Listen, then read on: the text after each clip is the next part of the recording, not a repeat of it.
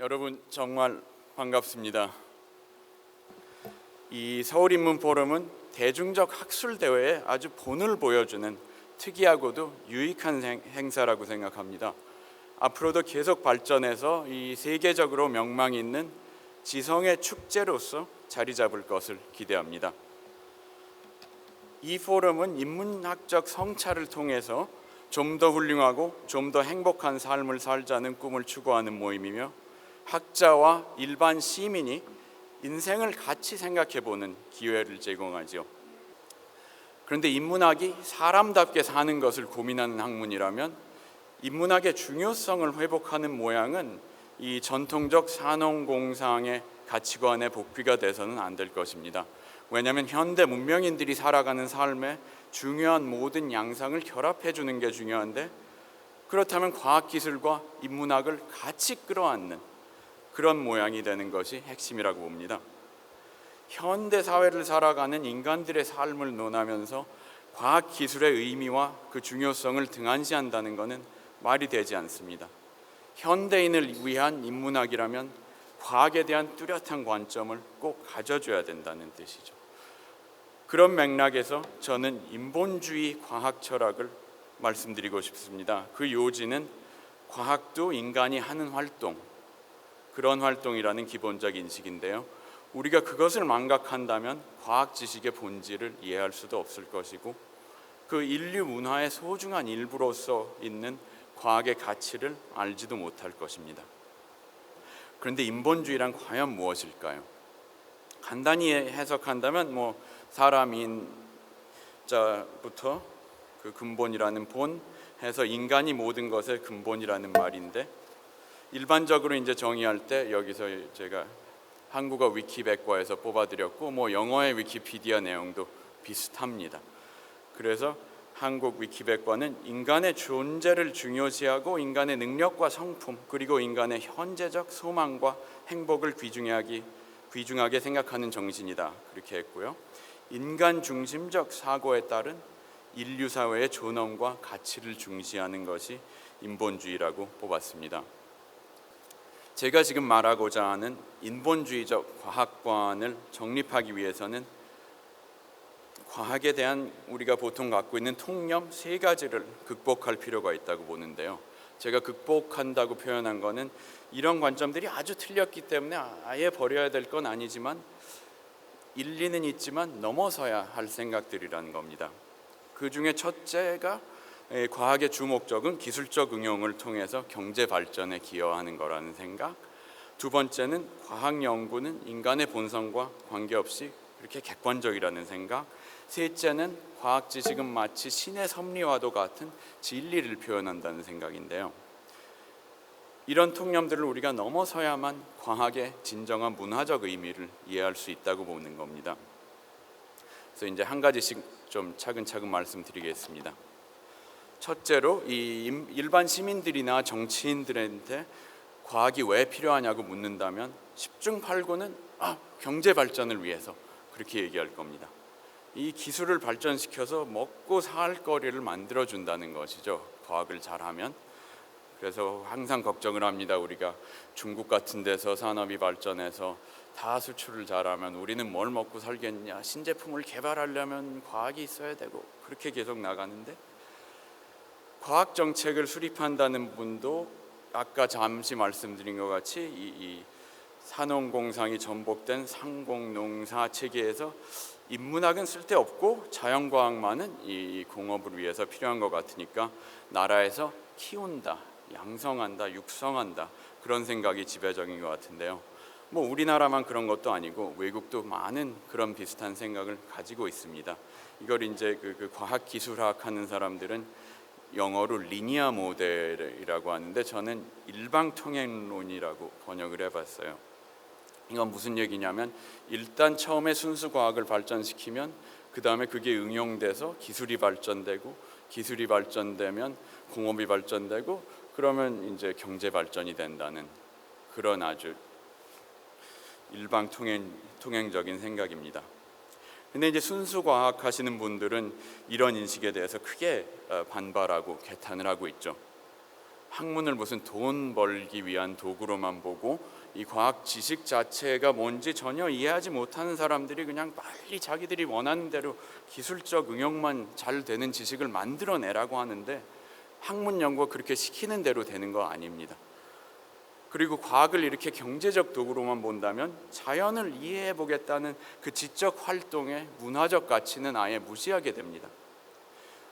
제가 과학의 문화적 가치라고 하면 무슨 배부른 소리 하느냐, 또 이게 무슨 말인가 그렇게 보는 분들이 있는데, 그렇지 않습니다. 예를 들어서 처음으로 진화론을 배워서 그 인간을 포함한 모든 생물들이 생겨난 그런 과정을 어렴풋이라도 이해할 수 있는 그런 기쁨을 느껴보신 분, 아니면 망원경을 처음 통해서 예를 들어서 토성의 태 둘린 거를 처음 보는 신기한 경험을 해보신 분이라든지, 아니면 현미경을 통해서 그 양파 껍질 같은 거 벗겨보면서 다 육각형으로 멋지게 된 세포랑 거기 각각 들어있는 핵 그런 것까지 보면서 이런 새로운 세계가 있구나, 그런 걸 느껴보신 분이라면 충분히 이해되실 겁니다.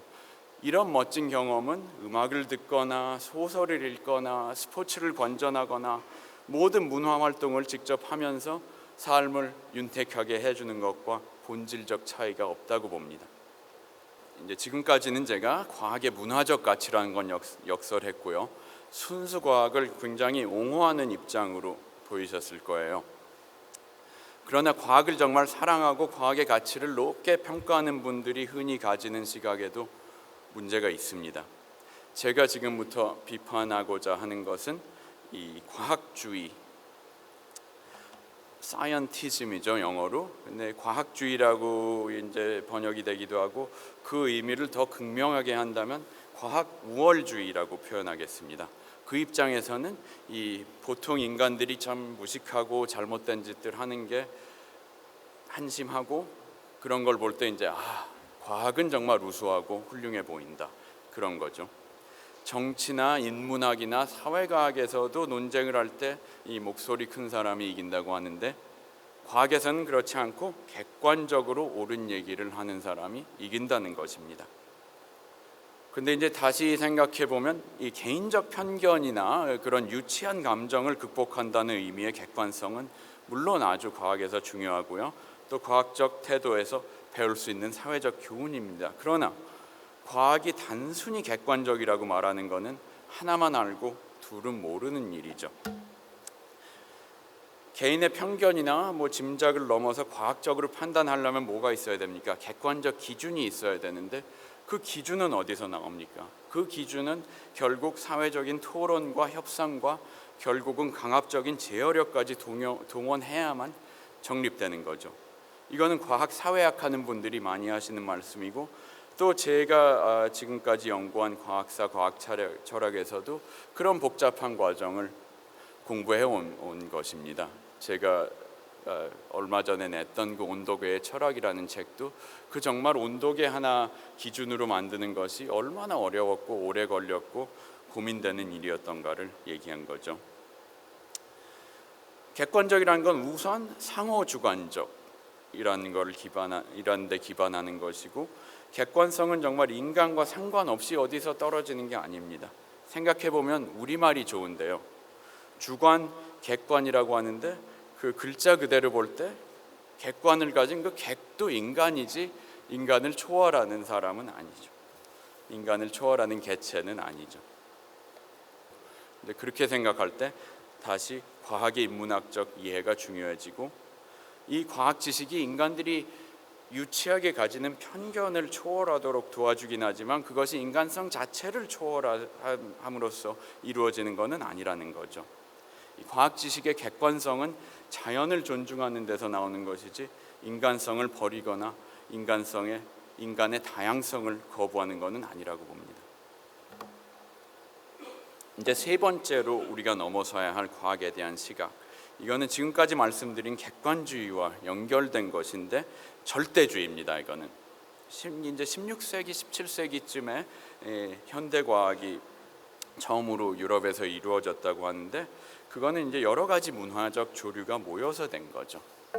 아까 말씀드린 르네상스 시대 인문주의도 사실 그 조류 중에 하나로 이해되고 있고, 근데 그 중에는 또 인본주의와 상반되는 강력한 조류도 있었는데 과학과 신학의 연결이었습니다. 이 자연과학을 통해서 신이 어떻게 우주를 창조하셨는가 알아낼 수 있다는 이 소위 자연신학적인 생각인데요. 특히 이 생물학 분야에서 진화론이 받아들여지기 전에는 이 자연신학 이상으로 훌륭한 사고방식도 사실 없었습니다. 이 자기 환경에 기가 막히게 적응이 돼서 살아가고 있는 동식물들을 보면 신이 그렇게 설계하시지 않았다면 어떻게 그럴 수 있었냐, 그런 느낌이죠. 생물학에만 국한된 것도 아니고 많은 물리학자나 천문학자들도 그런 사고방식을 갖고 있었는데요. 뉴턴이 만유 인력의 법칙을 비롯해서 우주의 본질을 심사숙고할 때는 신의 섭리를 알아내겠다는 그런 야심이 있었던 거고요. 그 사람은 실제로 독실한 기독교 신자였고 신학 연구도 굉장히 집착해서 많이 했던 사람입니다. 그런 경향은 이제 아인슈타인을 비롯해서 많은 현대 물리학자들도 기독교 신자가 아닐지언정 암묵적으로 내려받은 겁니다. 꼭 하나님을 들먹이지 않더라도 우주에 대한 어떤 진리가 있고 그것을 파악하는 것이 과학의 임무라고 믿죠. 아인슈타인은 이 양자역학의 확률적 해석에 반대하면서 자신 있게 신은, 하나님은 주사위 놀이를 하지 않는다, 그런 식으로 자기 생각을 표현했고, 뉴턴 전에 그 케플러도 행성의 궤도를 연구하면서 그냥 우리가 생각하는 것처럼 기하학과 역학을 한 게 아니라 우주의 오묘한 조화를 밝혀냈다고 덤벼든 겁니다. 이런 생각을 하고 과학을 할 때 과학 지식은 절대적인 것, 인간성과는 관계없는 것, 그런 태도를 가지게 되죠. 과학자도 미천한 인간이기 때문에 완벽할 수는 없지만 가능한 한 인간성을 말살하면서 과학을 해야 된다는 어떻게 보면 청교도적인 도덕관이 생기는데요. 그럼 이제 그런 경건한 태도를 지닌 진정한 과학자는 수도승과 같이 살아야 된다는 생각도 있고, 저도 옛날에는 그런 정신으로 많이 공부했습니다. 근데 이런 식의 진리 추구는 참 감동적이죠. 또 과학 초기에는 이런 꿈에서 영감을 얻은 과학자들이 많았는데요. 그러나 이제 현대 과학이 앞으로 더 성숙하게 발전해 나가면서 가질 수 있는 적합한 태도는 못 된다고 봅니다. 가장 큰 문제는 철학자들이 많이 생각할 때 우리 인간들이 절대적 진리를 얻을 수 있는 길이 없습니다. 과학 철학자들이 단연간 논쟁하면서 뼈저리게 느낀 거는 과학에는 정말 완벽하게 확실한 지식은 없고 계속 뭔가를 배우면서 계속 지식을 키우고 다듬고 그 작업이 있을 뿐입니다.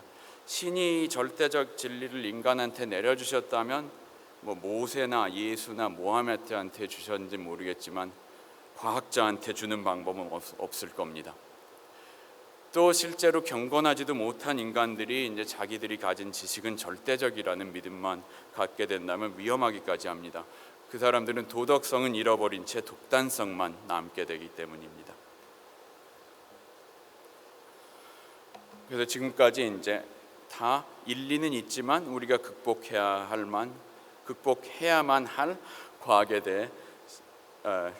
대한 시각 세 가지를 말씀드렸는데요. 여기 이제 요약해 드렸습니다. 그러면 이제 남은 시간에 말씀드려야 할 것은 과연 어떤 방향으로 이런 시각들을 넘어설 수 있을까? 여기서 제가 주창하는 것이 다시 말씀드리지만 인본주의적 과학이고요. 그 내용을 어떻게 되는 것인가 차근차근 생각해 본다면 그게 인본주의적 과학 철학이라고 생각합니다. 간단히 다시 말하면 과학은 인간이 인간을 위해서 인간적으로 하는 문화적 활동이다, 그런 입장인데요. 과학 지식을 얻고 검증하고 이용하고 하는 과정을 다 뜯어보면 모든 단계가 철저히 인간적입니다. 자연을 관찰하는 거 인간의 감각기관과 인간이 만든 측정기구에 의존하죠. 과학적으로 추론하는 것은 인간이 만든 수학을 이용하고 과학적 설명을 들을 때 인간의 직관을 만족시켜야만 받아들여집니다. 과학의 목적이란 건 인간의 욕망과 분리될 수 없고요. 과학적 이론은 인간의 지적 가치관에 따라서 개발되고 선별되고요. 과학의 모든 성취가 인간의 능력 이내에서 또 그 한계에 맞닥뜨려 가면서 이루어집니다. 그래서 과학은 인간을 초월하는 진리를 추구하는 게 아니라 인간들이 인간적으로 자연을 깨쳐나가는 문화적 과정입니다. 근데 요즘 인공지능에 대한 관심들이 많으시기 때문에 그럼 인공지능이 과학을 할 수 있다면 그건 인간적인 것일까? 그렇게 물어보는 분도 계시겠는데요. 이번 포럼에서도 여러분들이 인공지능에 대한 발표를 하실 테니까 거기 이제 가서 잘 들으시면 되고요. 제가 느끼는 것은 정말 우리가 인공지능이 더 발달하기 전에 우선 인간에 대한 생각도 정립해 놔야 된다는 느낌입니다. 그럼 이제부터 그 과학이 인간성을 적어도 현재까지는 벗어날 수 없다는 이 내용을 차근차근 말씀드리겠는데요. 그 내용을 이렇게 접근해 보겠습니다. 과학을 과학적으로 만드는 가장 중요한 특성들이 무엇인가? 우선 그렇게 생각을 해서 그런 특성들이 하나하나 다 깊은 인간성을 띠고 있다는 것을 보여드리자고 하는데요. 그래서 제 주장을 한마디로 요약한다면 과학은 인간적이기 때문에 과학적이라는 주장입니다. 첫째, 우리가 보통 과학 지식은 사실에 기반했기 때문에 인간의 의견이나 감정 따위와 무관하다고 생각하죠. 그게 객관성의 기초고요. 근데 그 과학적 사실이란 건 또 어디서 나오는 걸까요? 과학은 사실은 관측에 기반한 건데 그 관측이란 거는 궁극적으로 인간의 감각 기관을 통해서 얻는 정보를 말하는 거죠. 그런데 인간의 감각을 그렇게 덥석 믿을 수 없습니다. 이 법정에 나온 목격자들끼리도 증언이 다를 수 있고 인간은 항상 착각과 착시에 시달리고 또 환경에 따라 감각 내용이 달라지고 또 인간의 감각 기관은 극히 제한되어 있죠. 다른 동물들은 감지할 수 있다는 초고음, 초저음, 적외선, 자외선, 전자기장 등 아주 자신의 몸을 항시 지나치는 것도 모르고 삽니다. 근데 그렇게 얘기하면 현대과학은 그렇게 인간의 못난 감각 기관에만 의존하지 않고 그 훌륭한 측정 기구를 만들어서 인체의 한계를 뛰어넘고 있지 않느냐, 그렇게 얘기할 수 있는데 그것도 하나만 알고 둘은 모르는 얘기입니다. 왜냐하면 측정기구라는 거는 측정의 인간성을 더 증폭시키면 증폭시켰지 없애지는 못하거든요. 왜냐하면 측정기구를 쓴다 해도 그 기구가 주는 수치는 인간의 감각기관으로 읽을 수밖에 없고요. 게다가 측정기구가 나타내주는 수치가 무슨 의미를 가지는지는 또 인간이 만들어낸 이론으로 인간이 해석해줘야 됩니다. 또 어떤 측정기구를 만들어서 자연의 어떤 면을 탐구해야 할지 그런 결정하는 것도 인간이고, 그렇기 때문에 기구 자체가 인간이 만들어내서 인간의 판단에 의해 검증받고 신뢰받기 때문에 쓰는 거라는 것을 상기해야 합니다. 이제 관측에 기반했다는 얘기가 있었고 또 그 외에 과학의 특성이 무엇이냐 묻는다면 과학은 논리적이고 수학적인 사고에 의존함으로써 정확하고 객관적인 추론을 할 수 있다고 하죠. 물론입니다. 그러나 이것도 그렇게 간단히 보지 말고 한 단계 더 나가서 생각할 필요가 있다고 보는데요. 이 논리랑 수학은 또 누가 만들어낸 겁니까? 그렇게 묻는다면 대답은 할 수 없습니다. 수학이란 거 분명히 인간이 만들어낸 것이고요. 또 수학 내에도 다양한 여러 가지 체계가 있습니다. 어느 종류의 수학이 옳다, 그 문제를 물어본다면 거기에 대한 대답은 없죠. 예를 들어서 기하학에서 유클리드 기하학이 옳으냐 비유클리드 기하학이 옳으냐 하면 둘 다 각자 일관성이 있는 사고방식으로 볼 수밖에 없죠. 그 대신 어느 종류의 수학이 어느 상황에서 쓰기 편하고 어느 용도에 적합하다, 그런 판단을 할 수 있겠습니다. 그 실용적 판단입니다. 논리학에 대한 얘기는 더 어려운데 짤막하게 말씀드리자면 논리학이라는 것도 사실 세월이 가면 변천합니다. 또 여러 가지 가능한 논리 체계가 있고 그 실용주의 철학의 창시자로 꼽히는 미국의 듀이는 논리라는 것도 경험에서 그냥 그런 식으로 사고를 하니까 일이 잘 되더라 하는 식으로 일반화된 것 뿐이라고 얘기했고요. 또 미국의 철학자 C.I. 루이스는 정말 논리학을 깊게 했던 분인데 논리학 시스템이 여러 가지가 있는데 그 중에 뭘 선택해야 되는가는 그걸 논리로 선택할 수는 없고 순환 논리가 되기 때문에 그것은 실용적으로 선택할 수밖에 없다고 주장했습니다. 이제 지금까지는 왜 과학 지식이 믿을 만한 것인가에 대해서 말씀드렸는데요. 그 외에 또 중요한 것은 과학의 근본적 동기입니다. 뭔가를 이해하려는 그 욕구, 그거는 원초적인 거라고 보고요. 또 인간을 가장 잘 정의해주는 인간의 특유성이 아닌가 그렇게 보는데요. 그래서 인본주의에서 정말 가장 중요하게 고려해야 될 점이라고 봅니다. 이 과학을 배우고 연구함으로써 자연을 이해하는 기쁨을 누릴 수 있는 권한을 인권의 일부로 이해하고 존중해 줘야 된다는 주장도 나와 있습니다. 그래서 이제 결론으로 들어가겠습니다. 과학이 뭔가 잘 들여다보면 이 과학은 우리가 보통 가지는 이미지와 달리 철저하게 인간적입니다. 흔히 이제 과학은 과학자 자신이 개입되지 않는 그런 객관적인 거라고 생각하지만 사실 과학 연구의 모든 과정은 그 대목 하나하나가 다 인간적인 것이고요. 인간의 본성, 인간의 능력, 그 능력의 한계, 인간의 욕망과 목적 등이 다 들어간 과정입니다. 그런 것은 과학 활동을 저해하는 잡음이 아니라 과학 자체의 동기와 또 의미와 중요성을 부여하는 핵심적 요소들이라고 봅니다. 이렇게 보는 입장을 제가 오늘 인본주의 과학 철학이라고 표현해 봤습니다.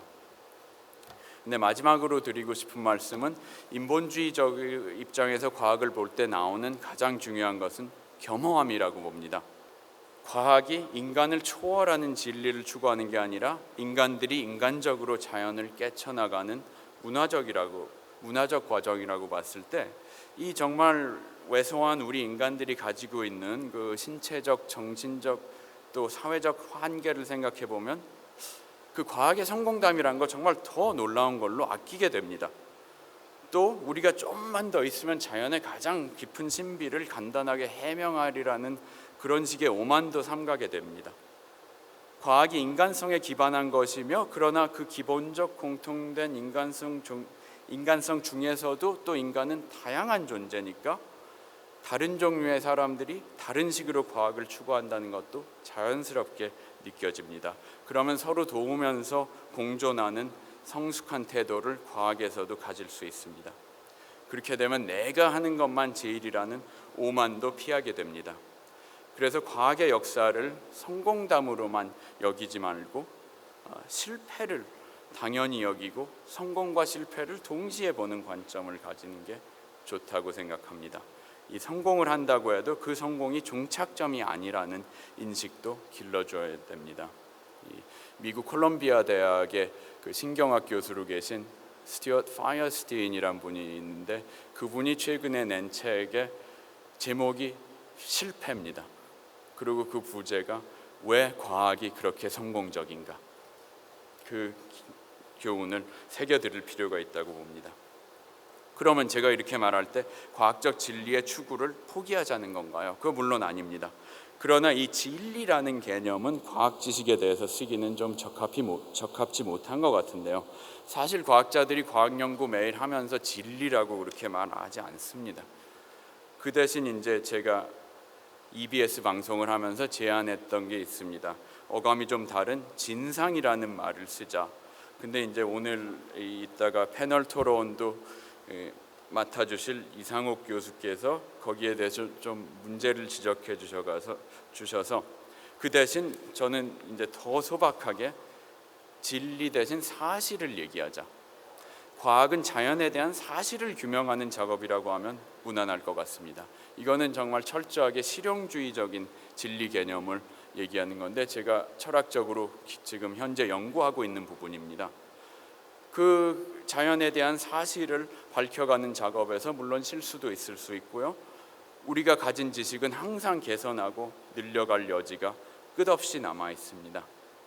프리슬리는 이렇게 얘기했습니다. 우리가 뭔가 하나를 발견할 때 그로써 그전에는 상상도 못했던 여러 가지를 볼 수 있게 된다. 근데 여기서 볼 수 있게 된다고 한 거는 알게 된다는 말이 아니라 우리가 아직도 뭘 모르고 있는지가 보인다는 겁니다. 옛날엔 정말 우리가 그걸 모르는 것도 몰랐던 그런 내용들이 뭔가를 알게 되면서 이런 것은 연구해서 밝혀낼 수 있겠구나, 그게 보인다는 거죠. 그 얘기를 전달하기 위해서 프리슬리가 아주 멋진 비유를 해줬는데요. 이 두 번째 인용구입니다. 어둠 속에 빛이 동그랗게 비춰진 면적이 클수록 그 환한 부분을 둘러싼 어두운 경계선의 길이도 늘어난다. 제가 그림을 그려봤습니다. 이렇게 아주 암흑으로 덮인 아무것도 모르는 세상에 우리가 조금 알고 있는 지식, 이렇게 작은 밝은 원으로 있습니다. 근데 그 빛이 비친 부분이 늘어난다고 할 때 그 우리가 모르는 무지함, 그 빛이 비친 부분의 경계선, 암흑 부분이 늘어난다는 것이죠. 그래서 지식이 늘어날 때 무지함도 늘어나고 원이 커질수록 원주도 길어질 수밖에 없다는 겁니다. 근데 이 상황을 비관적으로 볼 수도 있겠는데요. 알면 알수록 모르는 게 늘어나는데 그럼 알아서 뭐하냐, 그렇게 볼 수도 있겠는데 프리슬리의 태도는 정반대였습니다. 그래도 우리는 빛을 더 얻게 될 때 감사해야 된다고 했습니다.